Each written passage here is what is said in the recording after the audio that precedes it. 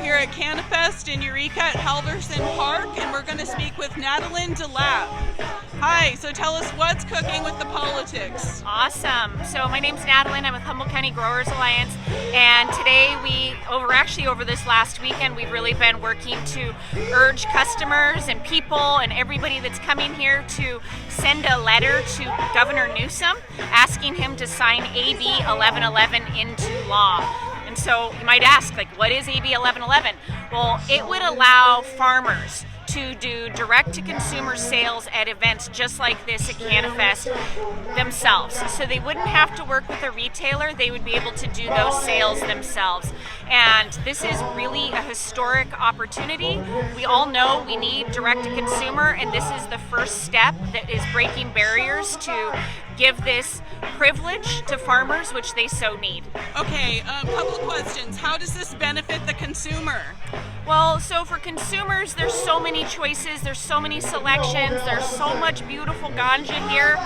And when I'm making a relationship with my customer right there, I want to be able to sell that product right then.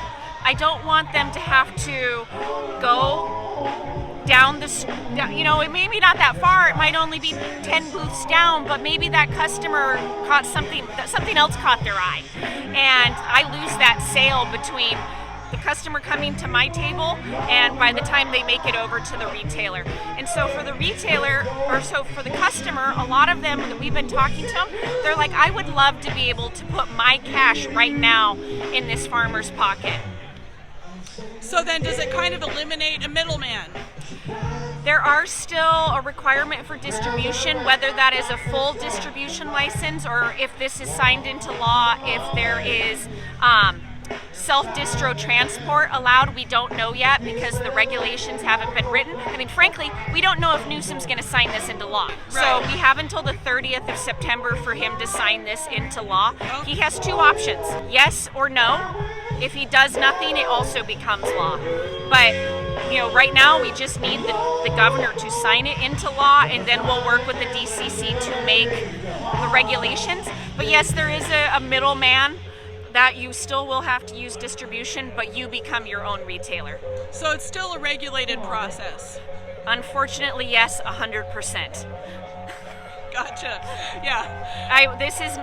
Someone asked me today, they're like, what's a state-sanctioned cannabis event? And I said, no, that's not what it is, but it is a state-licensed cannabis event. This is not people selling weed at farmers markets. As much as we all want to sell our products at farmers markets, this is not that. Right, so it's not at random, you can now sell direct to consumer whenever, whoever. Okay, so then there's a limit, right? Can you talk Emoji. Not yet. Not yet, not there yet. Okay.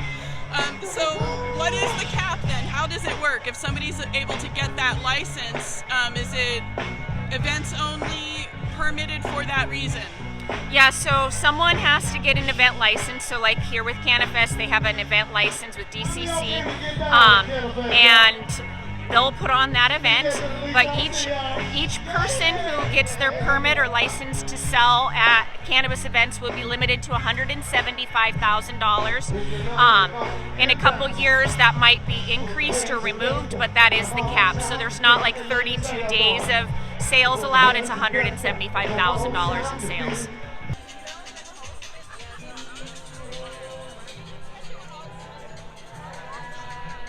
We need to put pressure and light a fire under the governor. We really need him to sign this into law. We need big coalition, we need lots of consumers, people all around the state, even the country can sign this letter urging the governor to say yes to this, because if he says no, this is going to be that much harder to break down the DTC door in the future. And this is like a constrained DTC. This isn't free-for-all. I wish it was. But I know we all want free-for-all. We want to be able to put it in the mail. We want to be able to ship it all around. We will get there eventually, but this is that first step. And so we're really asking, urging, begging people to sign and send these letters to the governor. So how does that compare with the way, for example, how wineries work, and are they able to go direct to consumer? And can you explain what the difference is right now for cannabis? Well, so I do think it's important for people to remember that when Prohibition ended for alcohol, it took wineries almost 60 years to be able to do direct to consumer. But today they have what's called a Type 2 license, and as a winery they can do production, distribution, sales, on-site consumption. They can ship their product, and really that's what we want to be able to get to. We certainly don't want it to take 60 years, but baby steps, this is the first thing that we need to do. So we're really asking, urging, begging people to sign and send these letters to the governor so that he does the right thing and says yes.